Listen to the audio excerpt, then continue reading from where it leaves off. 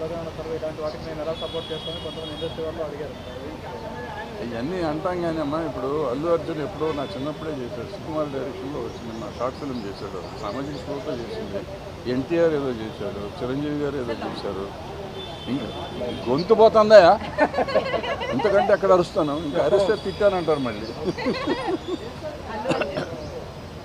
అల్లు అర్జున్ గారు సుకుమార్ గారు సినిమా చేశారు, షార్ట్ ఫిల్మ్ చేశారు, చాలా బాగా అద్భుతమైన సినిమా అది.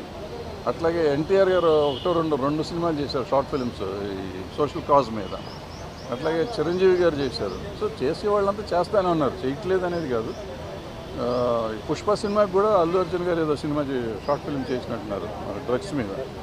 సో మనం చేసే పని మనం చేస్తూ ఉంటాం. గవర్నమెంట్ మంచి పని చేస్తా అంటే మనం సపోర్ట్ చేయడం తప్పే లేదు, చేసి తీరాలి కూడా. ఇట్స్ మన డ్యూటీ.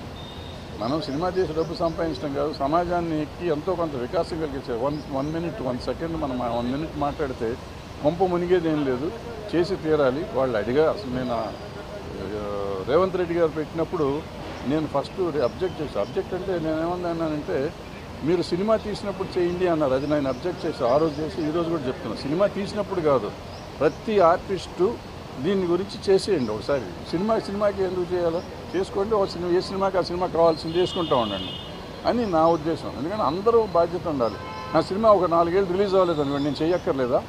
నేను కూడా చెయ్యాలి అనేది నా పాయింట్. ఎవరు చేసినా చేయకున్నా ప్రతి మనిషి, ప్రతి ఆర్టిస్టు, మార్కెట్ ఉన్న ఆర్టిస్టు, ప్రతి వాళ్ళు ఈ వీడియోలు చేయాలి అనేది మంచి ఉద్దేశం, మంచి పాయింట్లో అయితే చెయ్యాలి.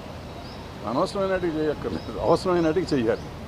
సార్, అయితే మీటింగ్లో జరిగింది ఒకటి, బయటకు వచ్చి దిల్రాజు చెప్పింది ఒకటి అని బాగా వైరల్ అవుతుంది. ఏది వాస్తవం అంటారు సార్?